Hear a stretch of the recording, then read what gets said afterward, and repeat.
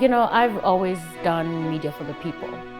One of my bosses would call me the friendliest voice on radio. If you forget the why along the way because of all the noise, you will definitely be among a huge crowd of people doing the exact same thing. Transitioning to, like the mom side, Yes. right?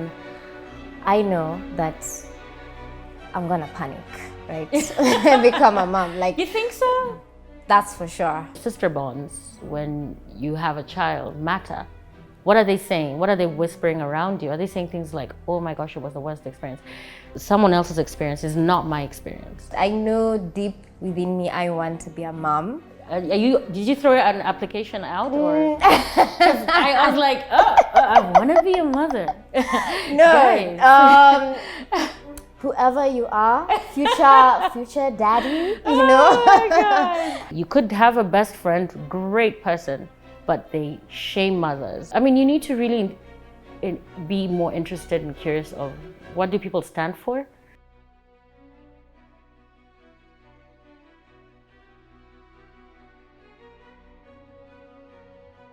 Welcome back to the second episode of The Powerhouse, a podcast that amplifies brands, culture, and stories. Today, we've been graced by the gorgeous Monique Bett, who's a media personality, an amazing mom of 3, and a powerhouse in every way you could think about it. Monique, thank you so much. Thank you for having me, and thank you for being so kind with that intro. Yeah. I had a slight delay because I was thinking, is that me or who you talking? Who you talking about? But yeah, thank you for having me. I think you're doing a wonderful job. Thank you. And when you say powerhouse, we have to pinch ourselves a little. Like, but yeah, we'll take in and soak in all the compliments. I love it, and I love the pink on you. Thank you. Yeah, it's popping. You look great as well. Thank you as well. I don't know if we should start this off by telling them that this is the first time we are physically meeting. Yes. Right? So interestingly, I feel that I've known you for a very long time, but this is the first face-to-face interaction. You are more than what I thought you'd be. So it's a pleasure to finally physically meet you, but I feel like we go way back. We know each other. Yeah. Deep. I think it's been over a year. It's been over a year since I had my son, my third child, Liam. Yes. So your nephew's doing great. Oh, thank you. Hey, baby Liam. That's really nice. Yeah.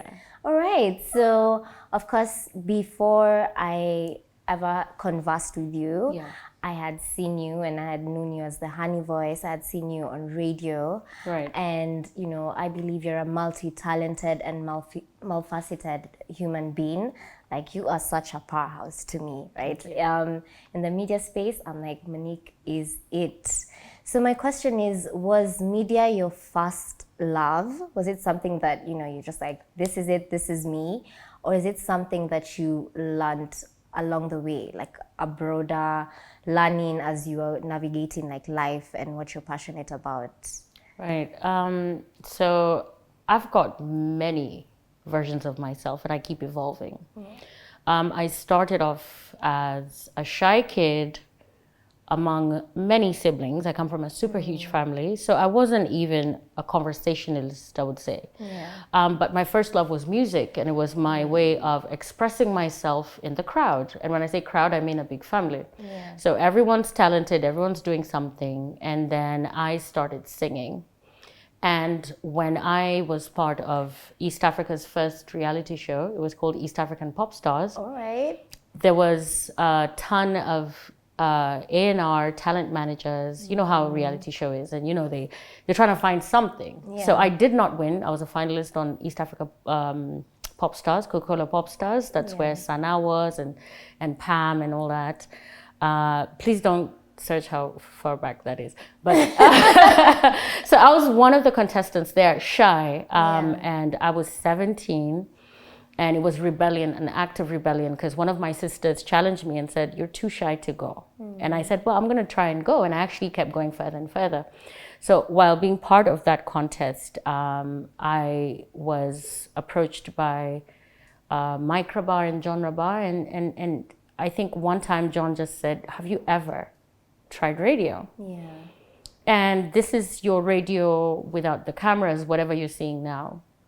So I have been part of the Kenyan media and entertainment industry for a while, growing with it. It has completely grown and changed from Sunday shows where it's niche radio doing the stuff you love and playing hip hop and talking to people, to now where we've got audiovisual as an exclusive element. Like you have to have that.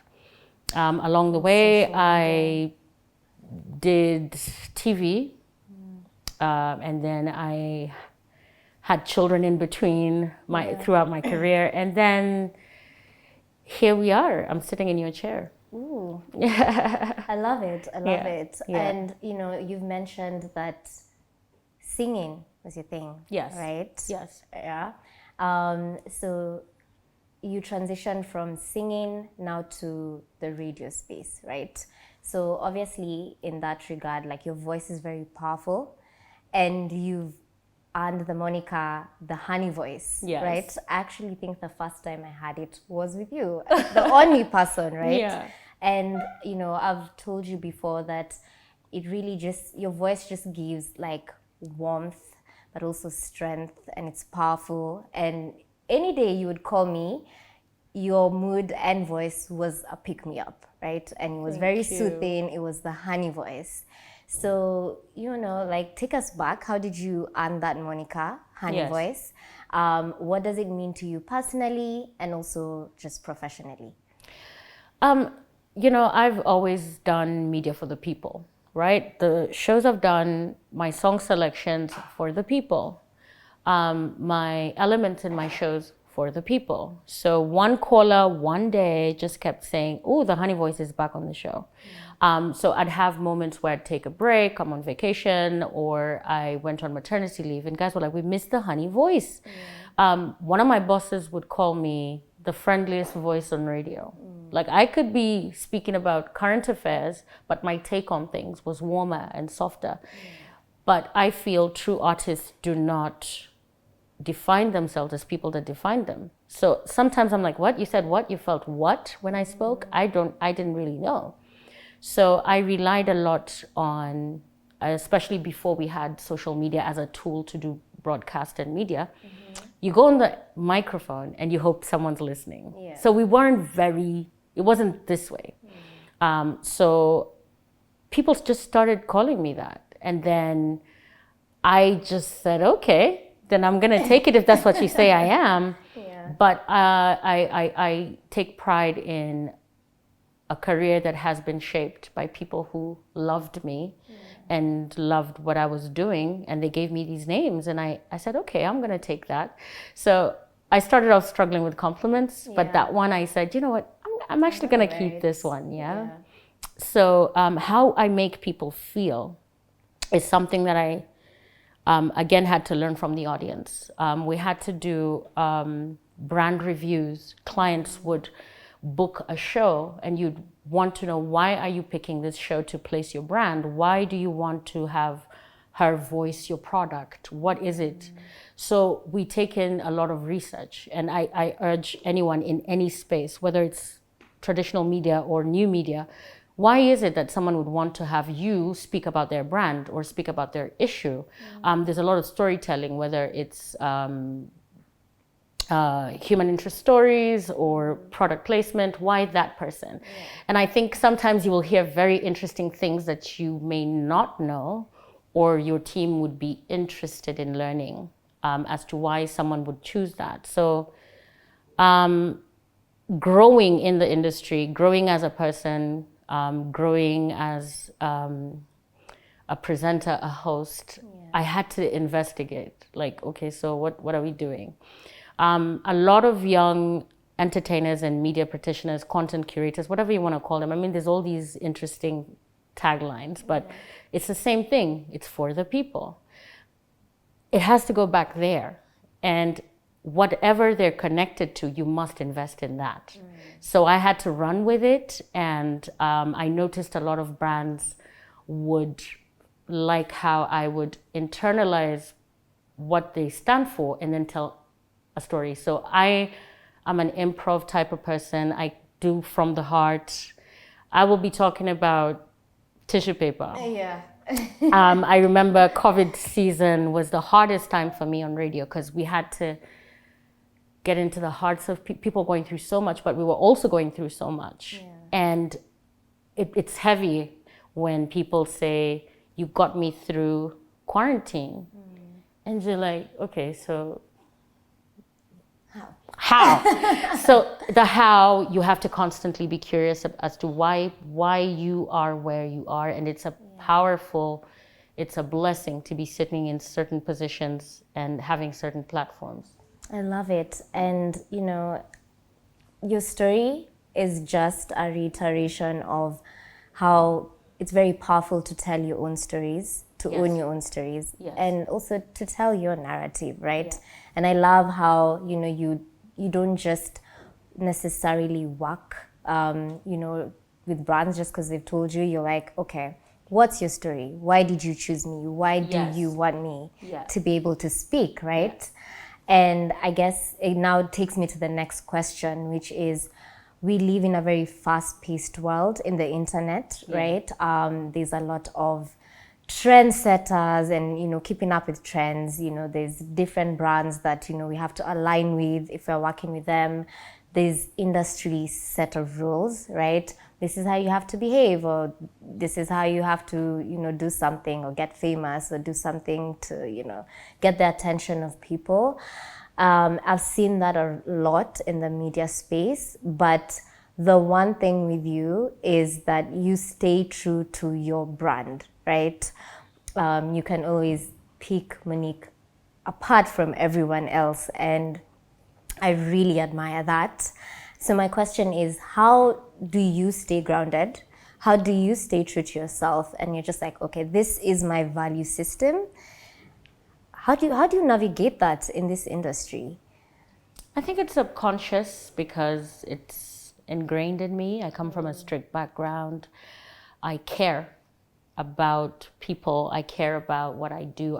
My conscience is, it's very heavy. You know, I'm that kind of person where I'm in a dilemma every other day. I mean, I could just do what everybody's doing. So I think sometimes I'm wondering, is it trend setting or trend chasing, right? You introduced me to that phrase and I found it so interesting because I was like, that is actually trend chasing because it's elusive. You're never going to be what people decide to wake up to want. You just have to be self-aware, very confident in who you are, and you also have to stay put in terms of, why did I start this in the very first place? So I'm sitting here now, mother of 3, and I'm still that girl standing next to Mike Rabah and John Rabah and saying, I really want to do this. I'm that girl who auditioned for roles. I'm that girl who, so if you forget the why along the way because of all the noise and how glamorous and shiny everything looks, you will definitely be among a huge crowd of people doing the exact same thing. So even in music, it's very similar. There's a wave. There was reggaeton, and then there was rumba, and then there was this. But we've got amazing artists who said, you know what, I'm not going to ride the wave. I'm going to wait and go back to what I do. We've got amazing artists like Kendrick Lamar. Eminem's never done reggaeton. He was just like, you know what, I'm going to just wait for this one out. Conscious music. However, some people do not have the liberty to do that because of the gains from riding the wave. So that's why they call it pop culture, because it's popular. And what's popular will have you talked about. So the main things some brands look for, talkability, how many hits, how many. So we're in a world that has that very actively going on. But then we've also got the dreamers, the ones who, you know, it comes with a price, the ones who stay away from all that and say, you know what, my tribe will find me. So I'm quite emotional when you say that it's admirable, because it's a risk every other day when you're like, I know exactly what the math would be. I know the blueprint I need to take so that I can be talked about, so that I can be edgy or whatever that is. It takes a lot of will and just making that commitment to yourself and saying, you know what, I don't know about tomorrow, but this is who I am. It comes at a price though, so you just have to decide who you are. There's different types of people. So Monique, you almost made me tear as well. But, it's a rough road, but yeah, you know, art is beauty and pain. So you just have to choose your tribe. I love it. I love it. And, you know, just powerhouse Shirley and her team, we're on your team. We're part of your tribe, and we really ride for you. And I just, you know, very honored that you're here, right? And, you know, of course, you've had, you know, a very good career, right? You've broken barriers. We said that trend setters and trend chasers. I would call you a trendsetter because you stand out from the rest. But I know navigating also that industry is never very easy. Right. So what kind of challenges or hurdles have you faced? And what advice would you give to anyone basically in that space? I would gloss over this, right? Because I'm sitting here, as we said earlier, I just met you. So I'm like, is this TMI? Is it too soon in our relationship? But I think my biggest, should I say, I wouldn't call it a challenge. I'd say the thing that shook me and shook my identity. Because, you know, the previous question I told you, you have to stay firm in that. But we need to also be practical. We need to be honest about, okay, it's not going to come easy. I think mothering, when I became a mother, while trying to still grow in my craft and also appeal to the audience that loved me as a kid, auditioning for a reality show, the fear of would they still resonate with me and still choose me, the brands that chose me, the people that said, you're this. There's a constant feeling of when you change, whether people will grow with you or you're going to have to leave them behind. So a lot happens to women, you know, as we grow. But to do that in the media, in front of the crowd, with the lens, you know, it's just it's almost like you die a little. You die a little because those changes are going to happen even if you're not in the media space. But in the media space, it's even more amplified. I have many friends who've had their children as, you know, they're in the media space, broadcasters, DJs. It changes. And then you're perceived as unable to deliver. And you're the same girl who pushed the faders. You're the same girl who created stuff. You're the same person who was shortchanged. But then again, you have this new other exciting thing that is equally important. So you may not get the support that you think you will get. And I would love to be challenged on this because this is something that I have experienced. This is something that I have seen because I'm still me. When you talk to me, like when I engage myself, I'm like, I'm still the same person, but I feel that there's a little bit more of a different,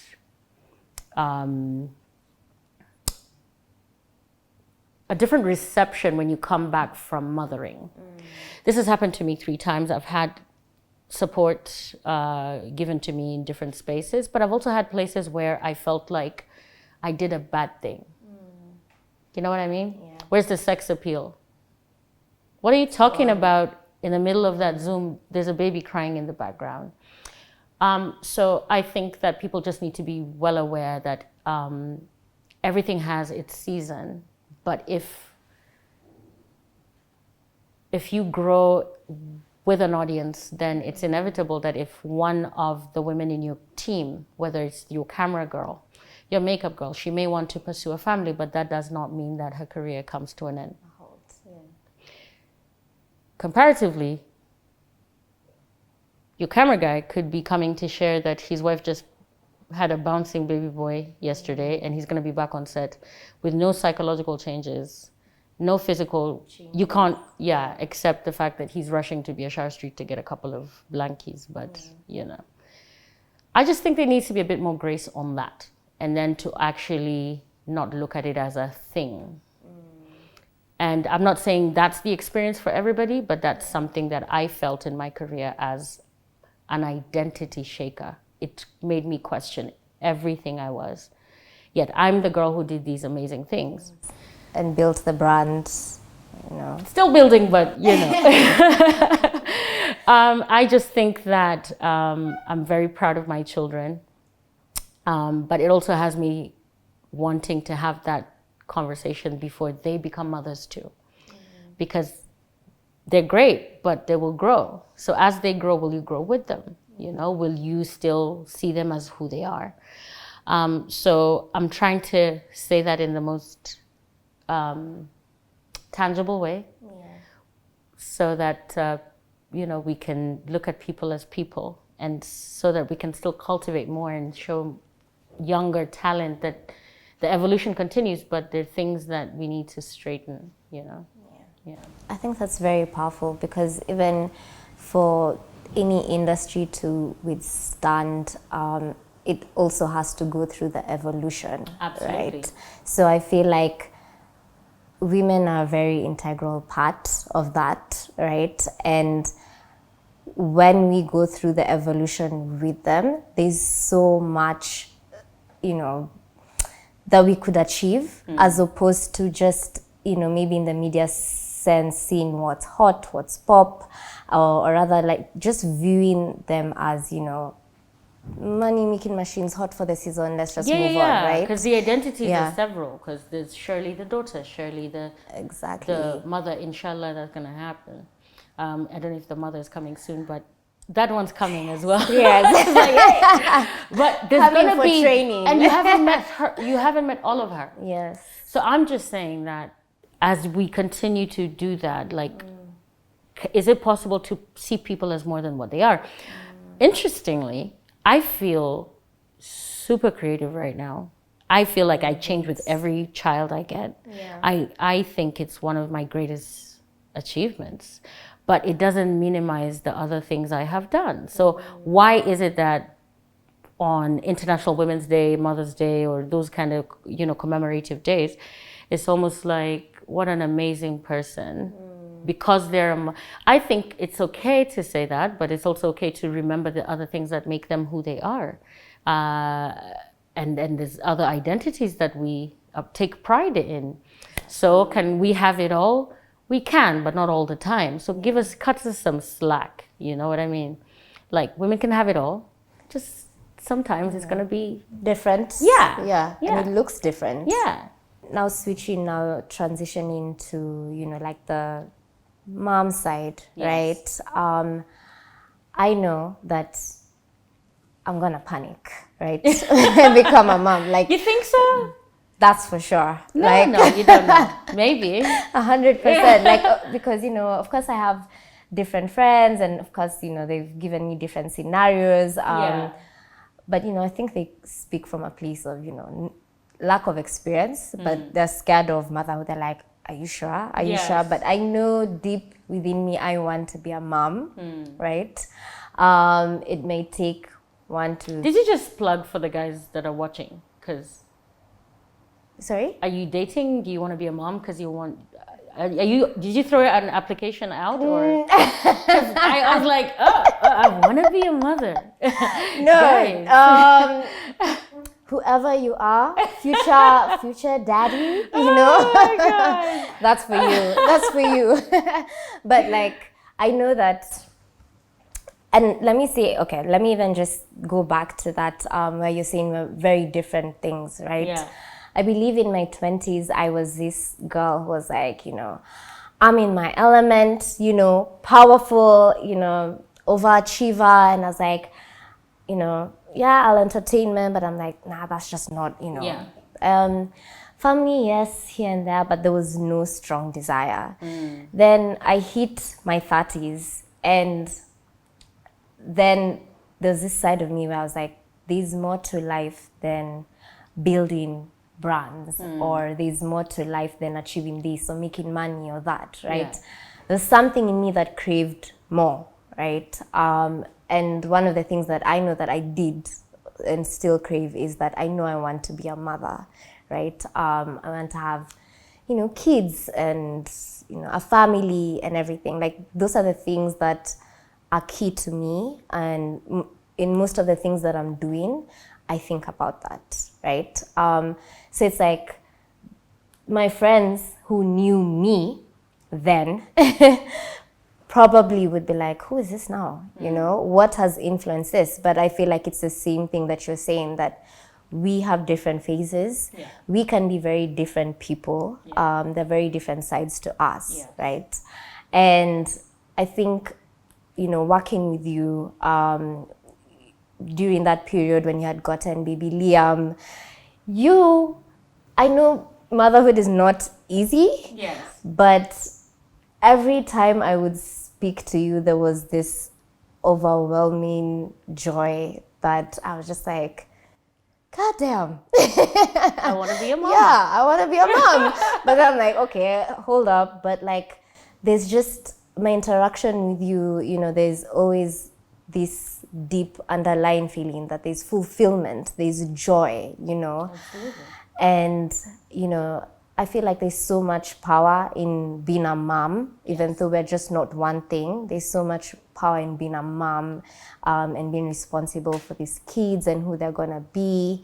And, like for you, how has that, impacted you as Monique? You will never be the same. Yeah. And that's a good thing or a bad thing, depending on who you are around. Yeah. We need more positive examples of how to transition back to work, or how to maintain friends, or because even sister bonds when you have a child matter. What are they saying? What are they whispering around you? Are they saying things like, oh my gosh, it was the worst experience? Someone else's experience is not my experience. Yeah. So I don't carry a lot of what I hear. I will hear it, but I'm not going to listen, because I've had 3, but no experience was the same. All of them were very different. So I just feel like walk your journey, but also be very intentional about who you surround yourself with. Yeah. So it could be the most magical experience, the most restful time, something of pride, or it could be something of shame, depending on who you're around. So it's a really good time to also audit your company. Yeah. Not just your company, but the company they keep, and what is their take on family. You could have a best friend, great person, makes the best coffee, has the best chat, great playlist, but they shame mothers, or they shame working mothers, or you need to really be more interested and curious of what do people stand for. And that's where you'll be so surprised as to the people that you love or interact with see things. For instance, when we've got trending stories, and you have a circle of friends and you throw the conversation in, you'll be so shocked at everyone's take on something. And that should tell you, oh my gosh, that's how you feel about this. I'm not saying cut them off, but it's a good mirror. It's a good mirror to also know, next time I have this particular challenge, this is not someone who would endorse my decision to pursue this. Yeah. More and more, I find family-oriented people not sexy enough for. I'm like, I can do cereal, and I'll be at the shoot. I'll be there. Balance. I think it's said, but it's nuanced. It's subtle. And I know people that are thriving in every single space they've taken. So I just think people are not one-dimensional. And I also think that just because you know me today, you don't know me. I'm changing. I'm not even who I was yesterday.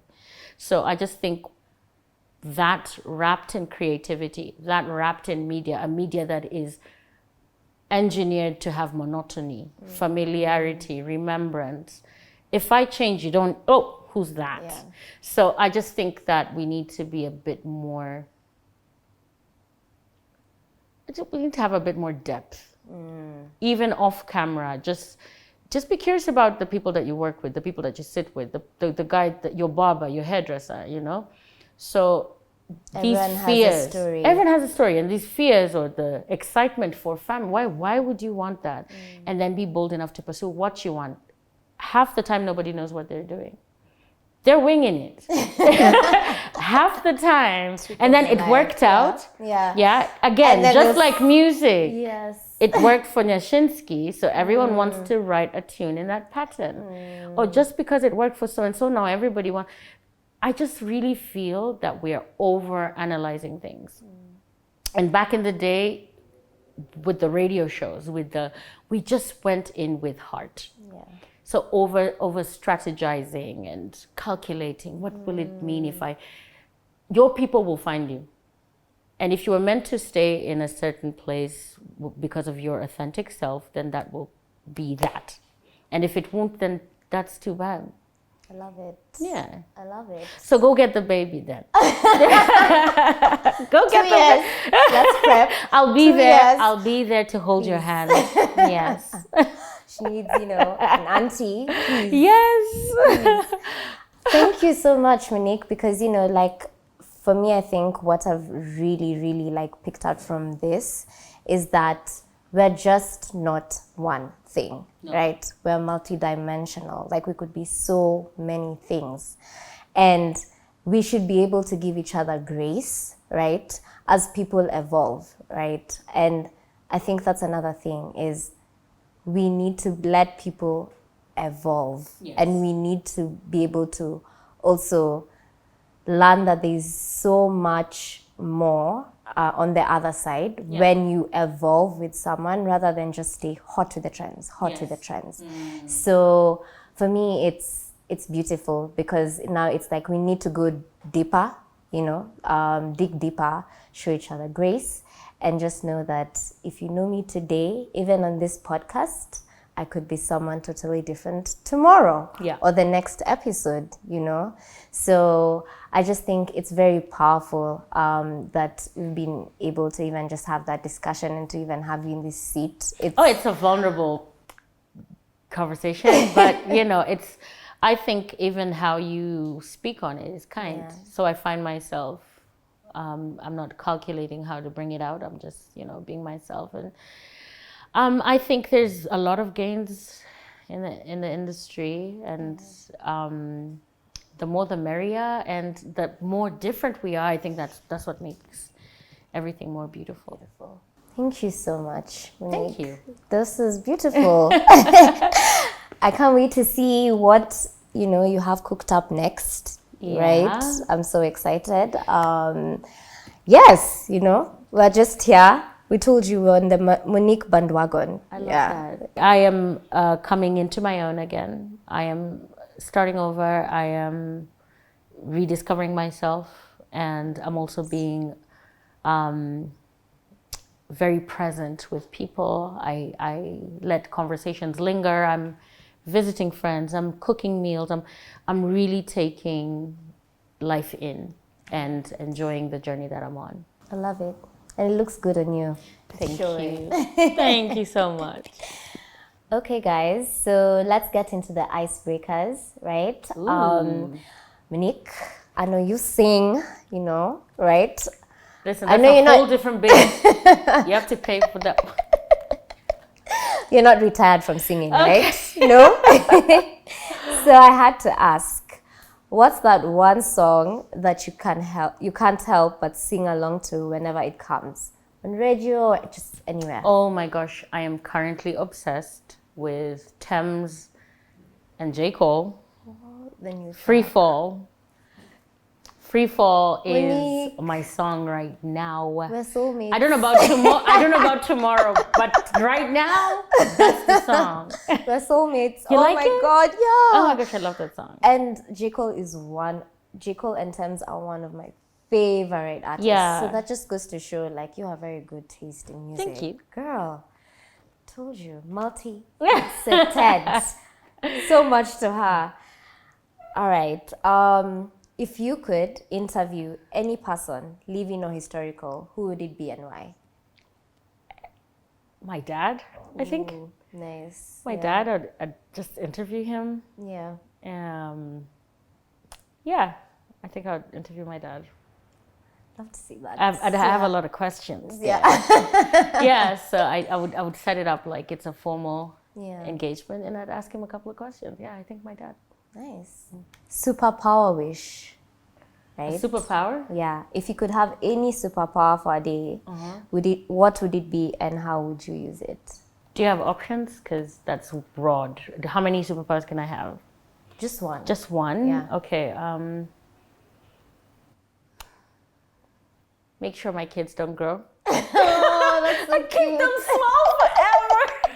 Like forever one. Yeah. Forever. I don't know. I just maybe, fountain of youth. Yeah. I could just keep them young forever. And savor the moment. Yeah. I love it. I would have the fountain of youth and my children would never grow. I love it. I don't want them to grow. But we're constantly evolving. I know. Yeah.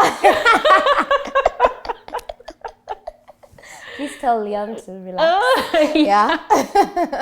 Slowly. Yeah. Yeah. But yeah, I love it.